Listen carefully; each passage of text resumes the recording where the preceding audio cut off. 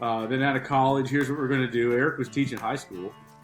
He was tenured, which means he had a good track to have a career in it. But we kept getting asked to play places, so we'd go a little bit further every year. And then you start finding yourself on the West Coast, and Erik found himself on the West Coast during finals week, playing gigs. Yeah, I did. I felt a little guilty about that. Yeah. I remember. The intersection of good drinks, good music, and good times. This is Hops and Spirits Bar Conversations. Welcome into another edition of the Bar Conversations podcast. It's another great one this week. I think they're all great. What am I going to say? I'm a little biased here.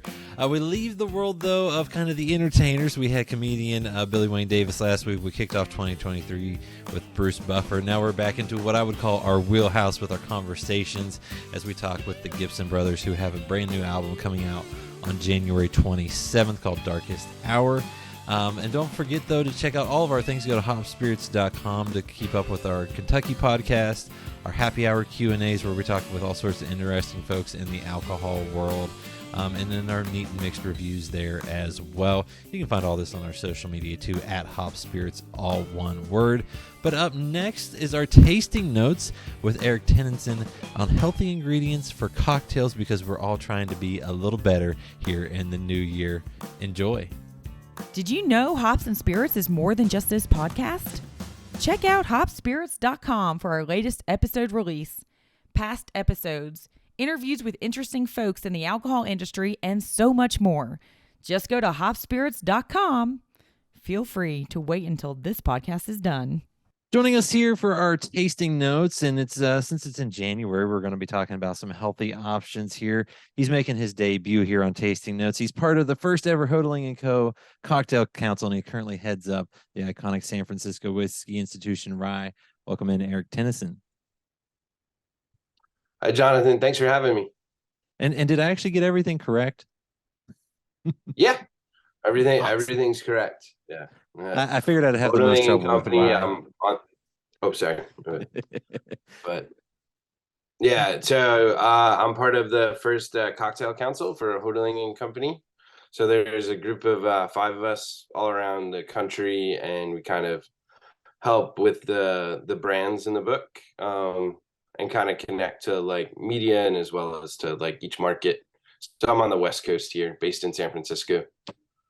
Well, I'm sorry I made you get up a little bit early today. Yeah, it's early for me. Yeah. 11 a.m. is crazy early for somebody in my business, but it's all good. Well, and I appreciate it because, like I said, it's January. We're going to talk about everyone's trying to be healthier. I'm trying to be healthier. I'm cutting back a little bit right now on what I'm drinking, because when you do some of this stuff, you can have a little bit too much fun. So, obviously, when you're drinking, there's not a lot of health benefits to that. But when you're making cocktails, I feel like you can do a better job in picking ingredients to make those healthier, or at least, better for you than what they would be otherwise with pure sugar. So what are some of those options to maybe make your cocktail more organic? More organic. I mean, I think, certainly like regionality plays a bit of a role. I mean, I think here in California, it's really easy to get all organic and very fresh produce. I mean, we've had a bit of issues with the rain lately, so that is creating some problems at the farms and things like that. I know like one small like purveyor that we get like edible flowers from, for example, has gotten totally saturated and is completely out of commission at the moment. But still, the rain, I think, is good for drought-stricken California. And like a trip to the farmer's market just goes like such a long way. I mean, I think where everything is pretty much grown within like striking distance from here, it's really easy to get herbs that were picked this morning and to use them tonight. If you're in the business, and if you're at home, like, there's like nearly a farmer's market almost every day here. And like, it's the big one, of course, is at the Ferry Building, and that's twice a week. But then there's all sorts of other little ones like peppered throughout the city and throughout like the Bay Area that you can always like meet the actual people who are growing the produce that you have. That makes such a huge difference. I think like when you because for better or worse, I mean, we're kind of like the United States. We're having a lot of what we get produce wise is coming from these large industrial farms, and the flavor I feel like a lot of times is just not really there as much. If you get something that's grown like organically, and like people have like a vested interest in the the crops that they're growing, and they sell them to you, like I don't know, I feel like you can almost taste it. Like they just like a raspberry is more raspberry like so. I mean, it just kind of takes everything to a whole new level. Like you don't need as much of something, perhaps, but just like in the flavor. I mean, if you have basil that was picked this morning and you make a basil gimlet with it, for example, like that's just gonna sing that much more than something that's like limp and was grown on an industrial farm, like halfway across the country, like who knows where. But like, buying local, staying local to like wherever your locality is, I think is huge. I understand there's some limitations with that. Like Northern California, I'm like, yeah, go get fresh produce because yeah, granted it's raining here, but you can like grow anything almost at any time here. Like we always have like fresh stuff. And I grew up in New York, in the New York area, and it's frankly everything's dead right now. I was back there for Christmas. It was 6 degrees. So but yeah, but I think like there's still hot houses there, and there's hot houses where you are in Kentucky, and there's small farmers where you are in Kentucky. And if you can get to know those people, and that makes just such a huge, huge difference. Yeah. I think that food is just healthier for you, and there's not as much, hopefully like pesticides and weird genetic engineering going on in growing it. And just frankly, the stuff tastes better. I mean, Well, and yeah. like you said, it's one where you can actually talk to the person that grew it, get to know them, and who knows, maybe they have a little bit of something extra that they just didn't bring to the farmers market this time that they might be willing to bring the next time. And going a little step further than the organic to be healthier, fresher. Obviously, if you're wanting to cut back on the calories and probably something better for you, you don't want to go buy the pre-made sugary mixes on everything. So what are maybe some of those good ingredients that can be a little less calories but still make a nice cocktail for you? I mean, if I'm trying to cut back on calories and I still want to have drinks, I mean, soda's your friend, like, and so highballs I think is like a big deal. Like whiskey highballs for sure. I mean, you're in Kentucky, it's not as big of a thing there, but it works perfectly fine. I mean, you have like a decent bourbon and you just like kind of sprinkle that with like, hit it up with some soda, like the heaviest charged soda possible. You can. And when you pour that the other way, like kind of try to always pour it not the soda not directly on the ice to kind of keep it alive. Don't really stir it vigorously, maybe like a little twirl, and that's about it. But yeah, like bourbon works well. I mean, here Japanese highball is huge. So to use like from like the Luxar from the hodling like portfolio. I mean, we have like Nika Days, which is totally approachable, totally crushable. And maybe at this time of year, when you're not trying to drink so much, instead of going all or nothing, like keep that drink long. Maybe use an ounce in there, and like just be a little bit more, I don't know, adult with your drinking in that sense. I always feel like as I get like I was talking to like my younger brother once a while ago, and just like the whole idea like you're getting really drunk like 21 cool, and when you're like by the time you're like 30 it's not as cool. But nobody wants to see like a 60-year-old dude hammered, like and like it just like, so kind of just maybe cutting back a little bit and using like more robust spirit. So the idea, like you said, of using like a bourbon, we have like Hirsch bourbon in our portfolio, but any other like quality bourbon that won't break the bank but has like a robust kind of flavor to it, like hitting that with soda and just making that last that much longer is, I think, huge. I mean, I always love like gin highball, like gin and soda is like a big thing. Like gin and tonic's cool, but gin a lot of times you're using one that has a lot of flavor to it that is really like kind of banging, has a good amount of bitterness to it. Like just a little bit of citrus, which again, we're in the winter, like California citrus, it's amazing. It's great. Florida citrus is amazing. Like Texas, like all these places, like you're gonna get fresh citrus from. And that's the time of year, just gin, soda, a little bit of lime, or, maybe you don't want lime, like put grapefruit in it, like something like that, if that's what's available to you, and it's perfect. I would say using like a bigger, more robust gin for something like that is kind of, the way to go. So maybe something lighter and floral is not the time for it. So using something like the Junipero that we have made here, pot distillate, made in San Francisco, and having that like just with soda is totally satisfying. And again, going back to what I was saying, and using less when you're using something that has a lot of flavor, and gin that is not subtle. So it's like unabashedly not afraid of being gin.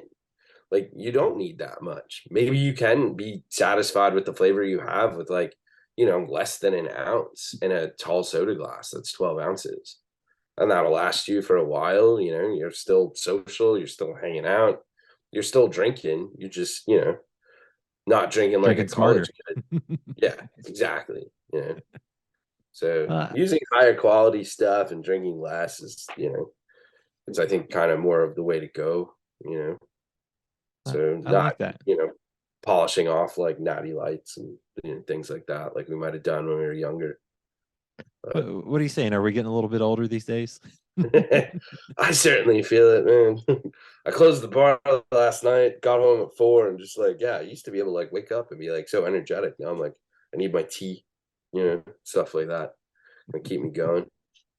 Well, But I appreciate you keeping us going during our hopefully keeping those New Year's resolutions going as well to be a little healthier. And Erik, thanks for the knowledge. yeah, for sure. Check out Hops and Spirits on social media at Hops Spirits, all one word, on Instagram, TikTok, Facebook, and Twitter. You can also find Hops and Spirits on YouTube and at hopspirits.com.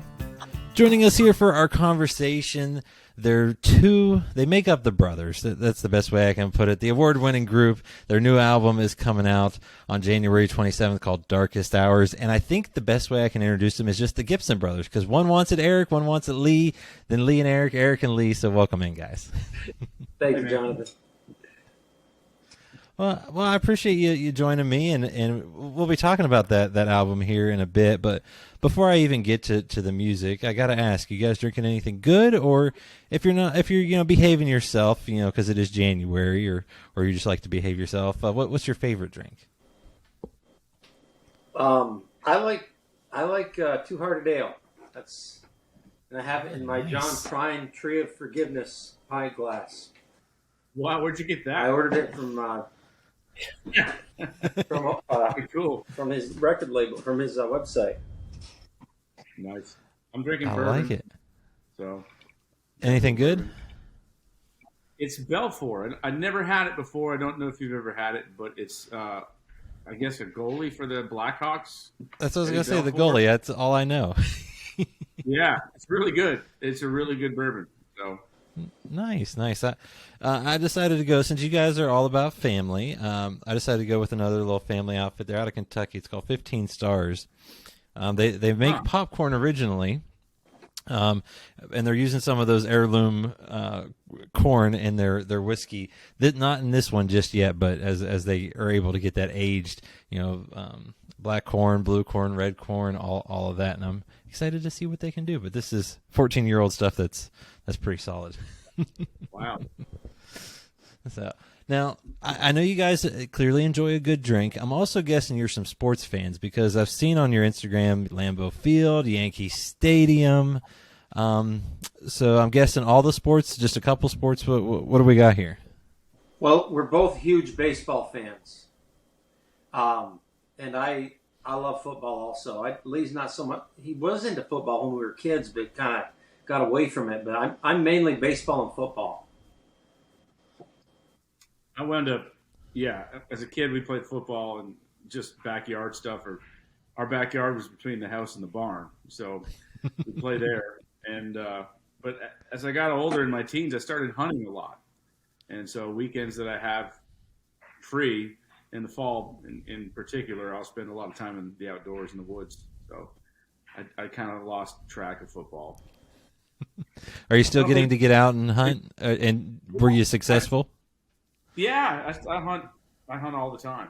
So have bird dogs. So, you wind up hunting a lot of things, but you have dog guilt, so you're out with your dogs a lot. Perfect excuse, right? Yeah. Got to take them out, honey. They need it. I take it you're a sports guy, Jonathan? A little bit. Being in Kentucky now, of course, you've got basketball and then some football and horse racing and things like that. I grew up golfing.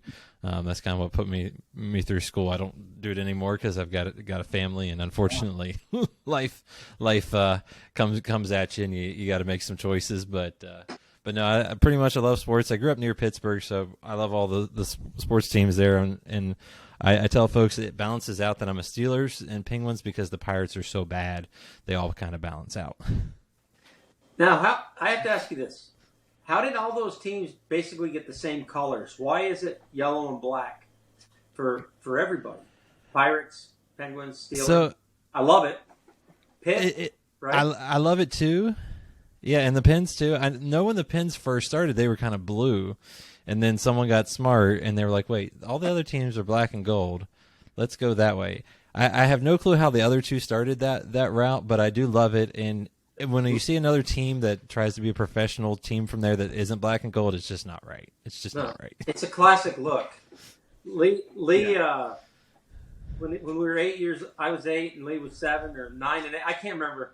But when the Steelers played the Cowboys the second time, when Pittsburgh beat them 35-31 after the 78 season, we got all Dallas Cowboys and Pittsburgh Steelers stuff for Christmas. Like I had the Roger Staubach jersey. He had the Terry Bradshaw jersey.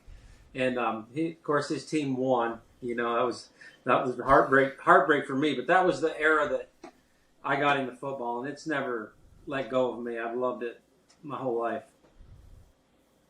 Well, and you got us back in the 90s, and things balanced out a little bit. And you had O'Donnell. You mentioned growing up. You had O'Donnell, right? Yeah. You said Terry. Yep. Not sure which team he was playing for that game. And you mentioned you grew up on the farm. Your backyard was from the house to the barn. What was it like growing up in upstate New York on the farm? Cold. Yeah, it was all we knew. Yeah, it was cold, but it was all we knew. It was our family. Basically pioneered that land. That's what it was, a homestead that they cleared in the 1860s and made a go of it there. And so my father was a direct descendant. His father's father and his father before him were farmers, and we would have been farmers too probably if things had stayed somewhat differently. Things have changed a little bit. One way or another, one of us might have been a farmer. But it's a hard dairy farming, and it's very hard to. I don't think there was ever a chance that I was going to be a farmer.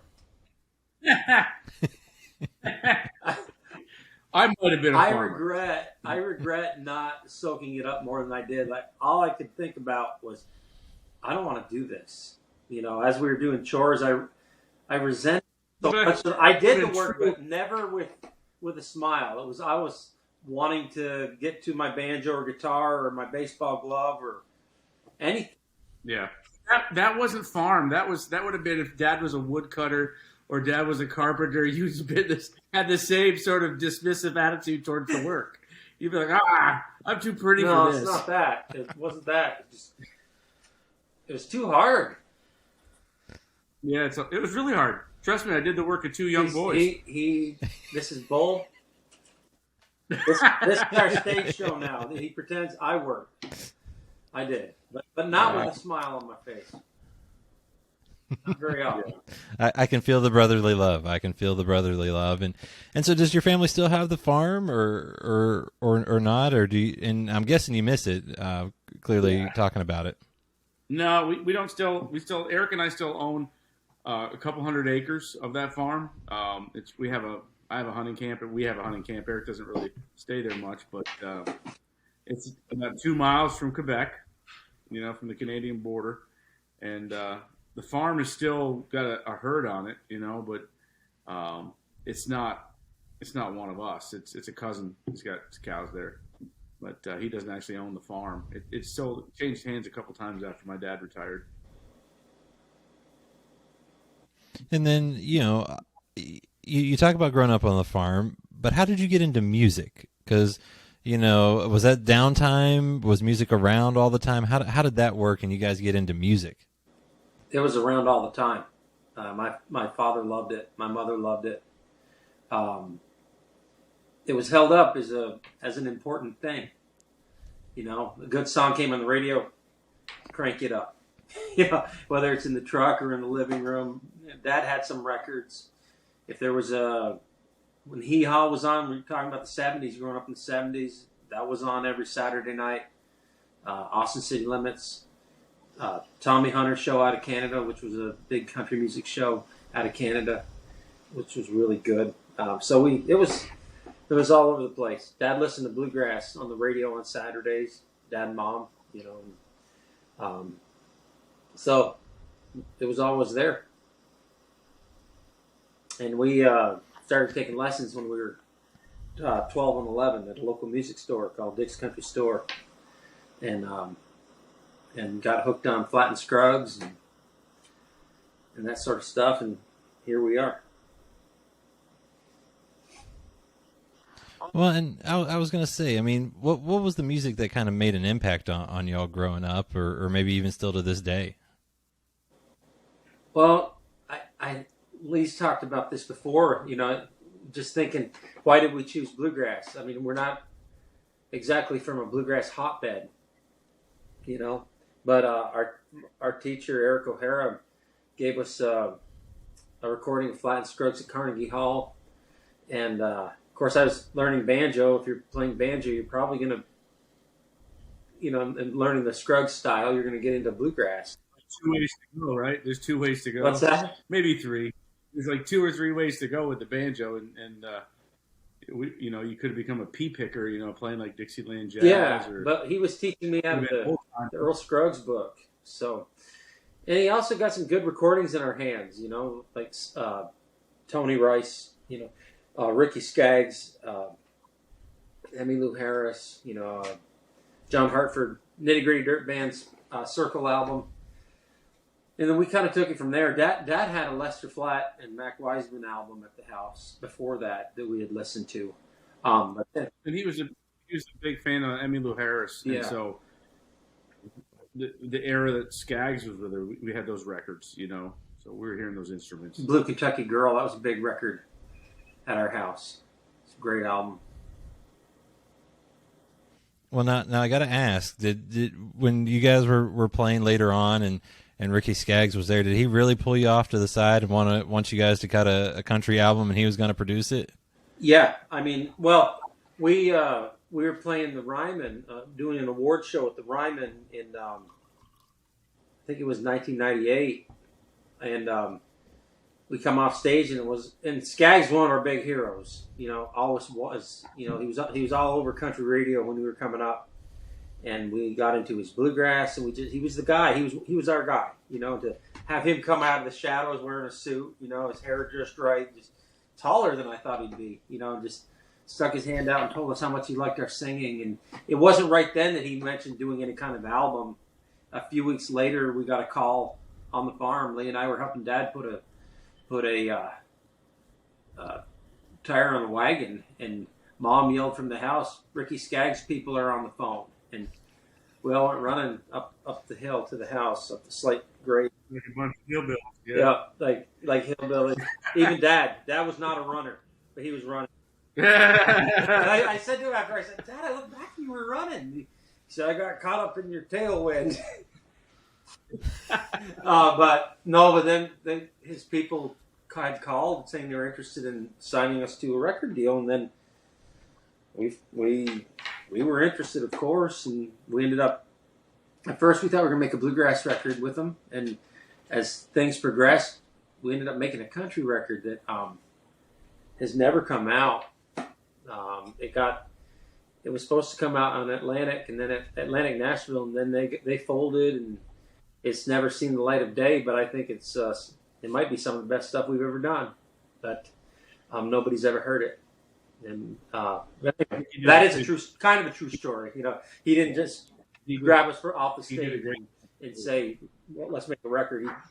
We just kind of shook hands, and he said some nice things, and then it progressed from there. And Leigh, were you going to add a little something there?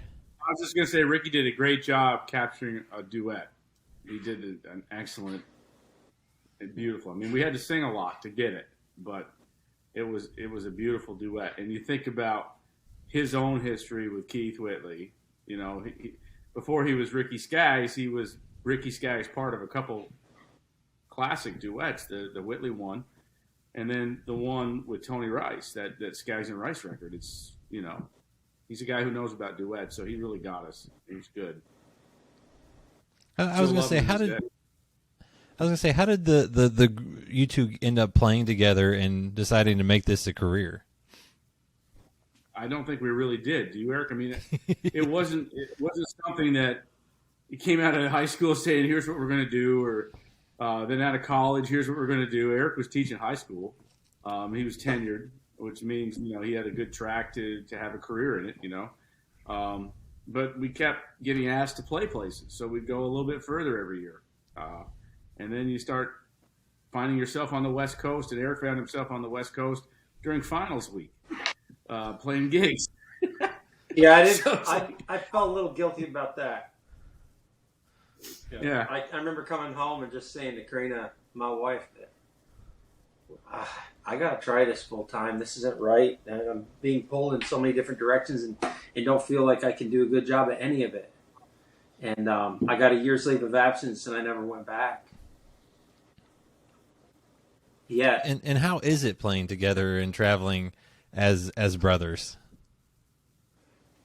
It's been just what you'd expect it to be. I'm easy. It's been a lot of he's so easy to get along with. It's been a lot of fun. There's very little physical violence anymore. It's you know, we never really fought that much. You know, you hear about these, we never really made enough money to fight about anything. So you know, you hear about these brother duets that get into fisticuffs and stuff, you know. But we've been solid, I think. You know, it's been great. It's you know, that was a strange thing of the whole. One of the strangest things of the pandemic is Eric and I went from, and this includes Michael Barber, who's been with us for 30 years. We'd see each other every weekend. You know, at least every weekend. Sometimes we'd be out for weeks together, and then you go to not seeing each other at all. It was very strange. I was going to say, I was talking to the Flat River band, Denny Joe, and he was telling a story about when he was younger. They don't do it anymore because, you know, they're a little older and they can't get physical. But he remembers slapping his brother because he was off key, and then they had to go right back. They got in a little scuffle, and then they had to go back out and perform right away because they were at like Pigeon Forge or somewhere. Get in a fight at Dollywood. Wow. And No, you we know, never you did had that. to. We That's good. almost got in a fight at the Station Inn that night. We were just We we're did in get in a big fight. What's that? We got in a big fight one time in Texas at a PAC. Yeah. And it was just like one of those moments that I wish I'd had enough money to fly home, but I didn't. That was probably my fault because I remember I destroyed a cell. Oh yeah, it was. It was your Destroyed fault. my own cell phone earlier in the day, throwing it up against the wall. Yeah. And so I'm thinking that might have been my fault. I apologize. He was headhunting that day. He was really headhunting. So he was self-destructive, and yeah, I remember that. That was Tyler, Texas. So brotherly love all the way through. Just what everybody else experiences. Now, you know, family is important to y'all. Obviously, you guys get along well. But I was reading too where you guys could have gone on the path to kind of Nashville, do your thing, but family kind of took the route, and you always wanted to be near family. Yeah, you know, I think it's because of a big part of it's probably because of the farm, and you just, I guess generationally, you didn't really leave. You know, it was not. There were two things at play. There was that my parents were up there. You know, my parents were in New York, and also a lot of our work was in the Northeast, and it didn't make at the time didn't make a lot of sense to spend a lot more money going to all of our gigs by flying from Nashville to get to them. You know, I mean, Eric, you had, you know, a situation where your wife's family's all from up there too, and it didn't make a lot of sense. Yeah. I mean, there's times where I think, well, maybe we should have uprooted and gone down there. I love every time we go down there. I love Nashville. But I guess it wasn't in the cards for us. Everybody down there says, well, you want groceries, you got to come to the store. But we've never stayed for real long, extended periods of time down there. We contemplated moving 20 years ago. I mean, we were down there making a record, and Karina flew down, and we looked at different areas, but I guess it just wasn't in the cards for us. But I do love it. Well, it seems to have worked out. Yeah, I guess. I mean, we enjoy the high taxes in New York. It's do what we can. Well, there you go. There you go. You're still giving back in more ways than one, and yeah, but like I said, you guys have had some pretty good success, though. 2-time Entertainer of the Year, back to back from the International Bluegrass Music Association, things like that. What's it like to get those accolades and know that you still made probably a great decision? Those were heady times, when we were winning those awards. It just didn't. It's something that you had in the back of my mind. I always hoped could happen, but I thought, well, that's for other people. And then when it happened, it was almost unbelievable to me, and I was just so proud of, because we built this from the ground up. We didn't come out of anybody else's band. And so I'm proud of what we've done. There's nothing to sneeze at. And the names you were nominated against in those categories, it was like the first year we won it. We'd won the year before. We're up against Steve Martin. And talk about an entertainer, Steve Martin and the Steve Canyon Rangers. And to think that, more people picked us than him, it was like, wow, Then Steve Martin called Leigh and pranked him that night. Yeah, he did. He did. I got to hear this story. How did that go? Great. Well, he told me that he calls up. He asks, "Is this?" I can't do Steve Martin's voice. He goes, "Is this Leigh Gibson?" And he knew it was because he was using Woody Platt's phone. And I said, "Yes." He goes, "Oh, hi, this is Steve Martin. You just defeated us," like that kind of thing.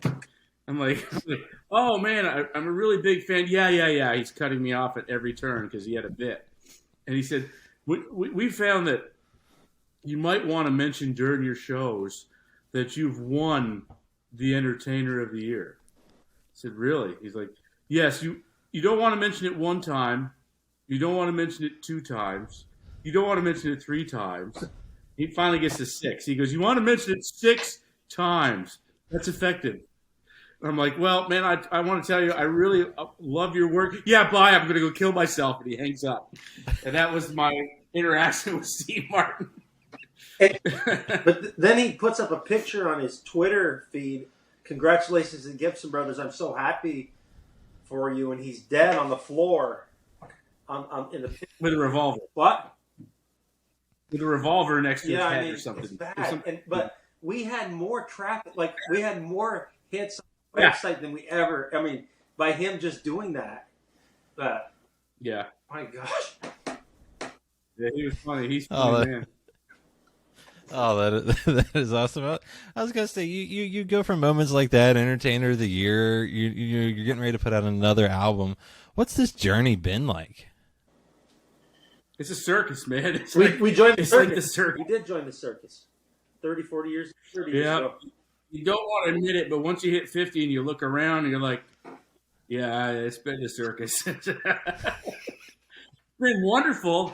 And there's a smell of popcorn in the air, but it's like, this can be weird too, But I've really enjoyed it. I've really enjoyed it. You sound it.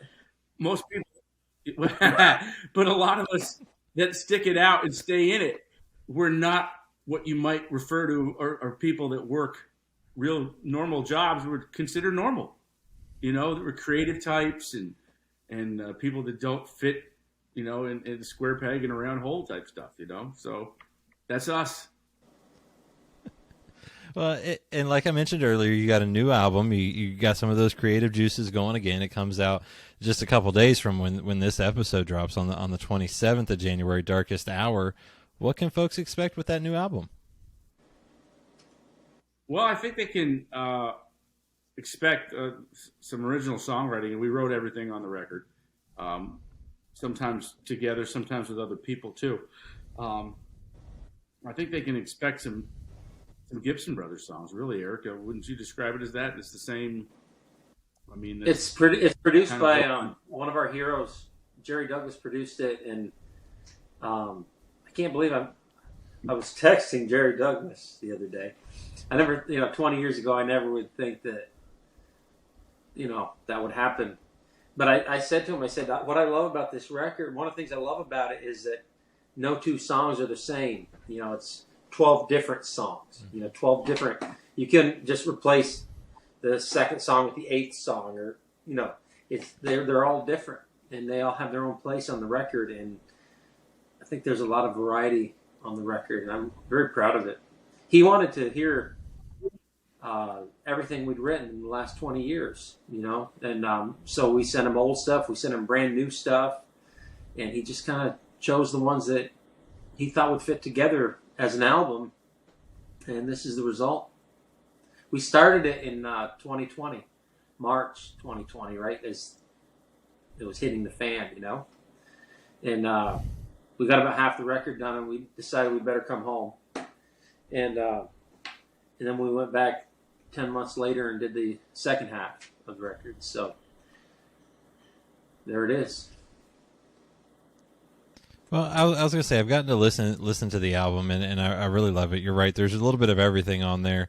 You come out with what a difference a day makes is a great song to get you going. I love Shut Up and Dance. I think my favorite one is one that you've also let fans hear already is 1 Minute of You, sung for Annie Gray. Correct. What was that like, Leigh, writing that one?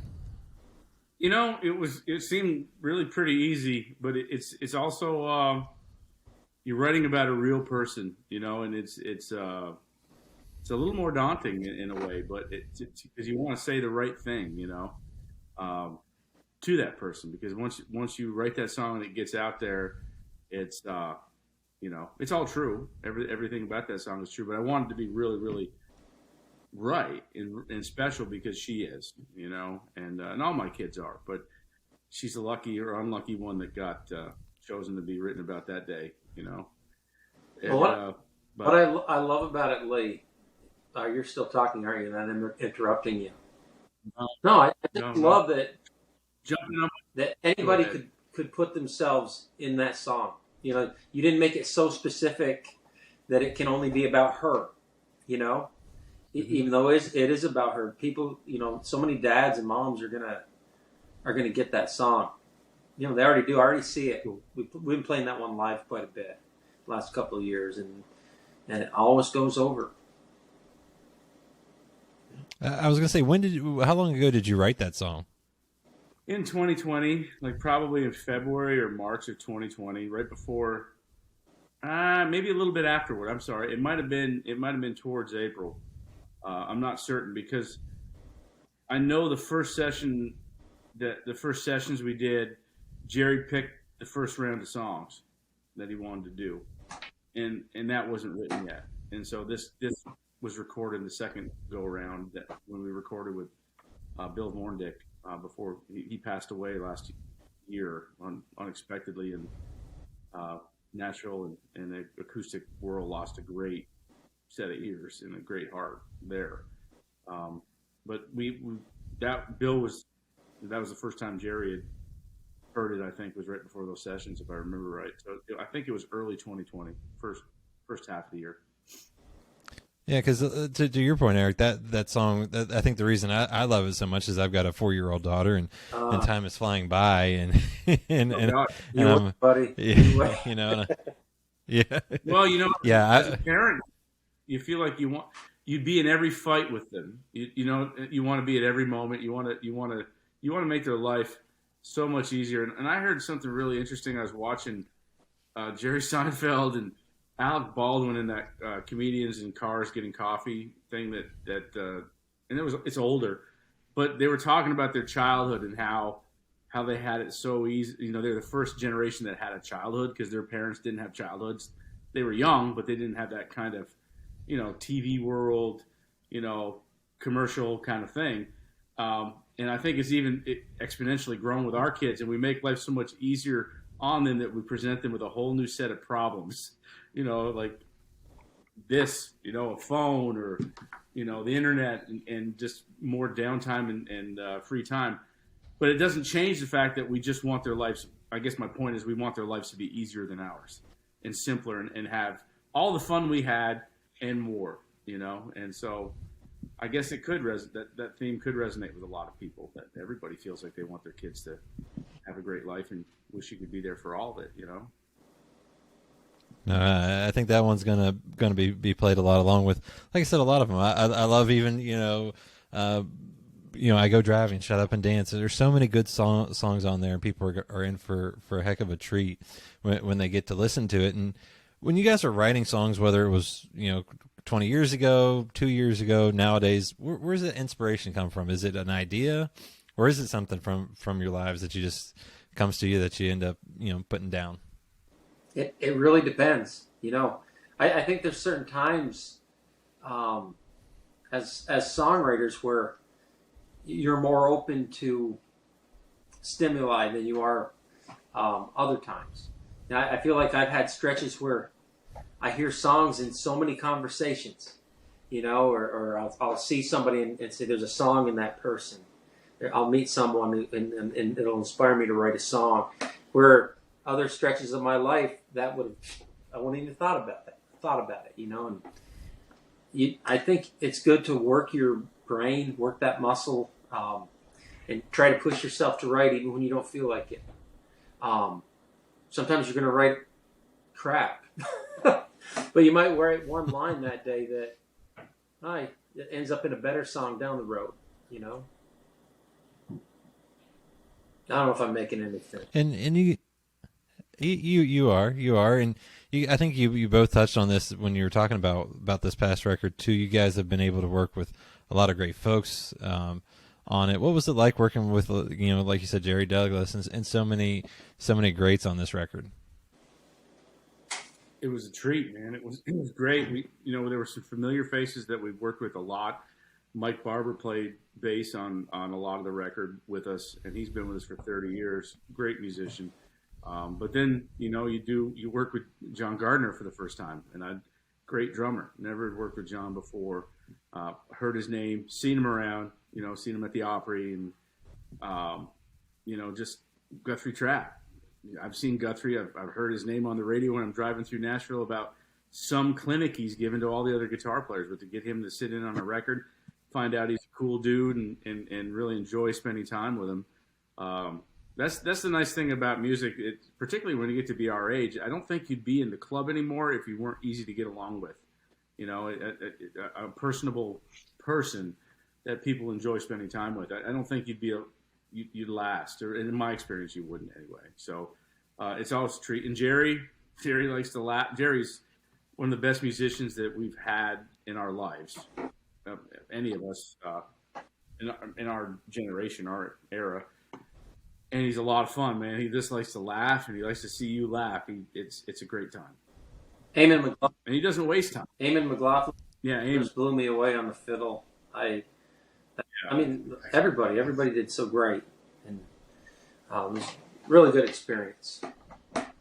We've been lucky. We've gotten to play with some amazing musicians through the years. It blows my mind sometimes when I think about it, and I feel fortunate about that. Well, and now you're going to be able to get to support this record, and you're going to go out on tour. I'm guessing you guys enjoy getting out and playing in front of folks. Oh yeah, yeah. That's we do. I really do. It's we've been doing it for a long time. If we go too long without playing shows, if I go like a month without playing, I start getting nervous, thinking, can I still do this? And it's stupid because we've been doing it our whole lives, you know. But then once you get out there, it feels pretty normal, pretty natural, and you know, we keep getting to play with really good musicians who inspire us to play better and sing better, and you know, I hope that always happens.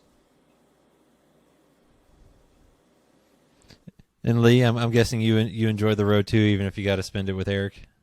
Yeah. Well, yeah. He told me I do. I've always, pardon? You told me that I have a short shelf life. No, we get along fine. You know, we don't really room together, which is the best thing. The last time we had a big blow up was the last time we roomed together. And every time we'll creep back into that arena of like, maybe we should just, we'll bunk together. It doesn't work. So, but we get along fine. And I love the guys that, you know, the last few years we had a couple different bands. We had an electric band that we tour with and travel with, and a bluegrass band. And sometimes we play as a trio, and they all have their own, there's inspiration in every one of those groups. Like if it's just the three of us, even, I'm still inspired. And you know, if it's an electric thing, it's I'm still inspired by that. It's if you surround yourself with good people that are talented, you know, it's on you to you know, do your job. Well, and you guys are doing it pretty damn well. And I guess my last question is what's next for y'all, or what are you hoping for the rest of the year, and what can folks expect in 2023? I'm just hoping people love this record. And yeah, we haven't had a record out in 5 years, you know, almost 5 years. So I'm really hoping that folks like it as much as we do, and that it bears fruit. That's what I'm hoping people feel comfortable getting out and seeing shows, because there's something the last couple of years, you know, people are hesitant to come out, and I'd like to see us get back to where we were. You know, that meaning, you know, COVID's not something that's as much of a threat, and wouldn't that be nice that people would feel comfortable coming out and seeing the show without looking over their shoulder? Well, I think they're in for a treat with the album. Like I said, it comes out on the 27th, Darkest Hour. And if you can see these guys, I recommend it too. 2-time Entertainer of the Year, many awards, and you know, who knows, maybe you'll see some brotherly love on stage too. And Erik Leigh, I appreciate you sharing a drink with me and talking about this new album. It's been great, Jonathan, thank you. Find more from Hops and Spirits at hopspirits.com. Thanks, everybody. Bye.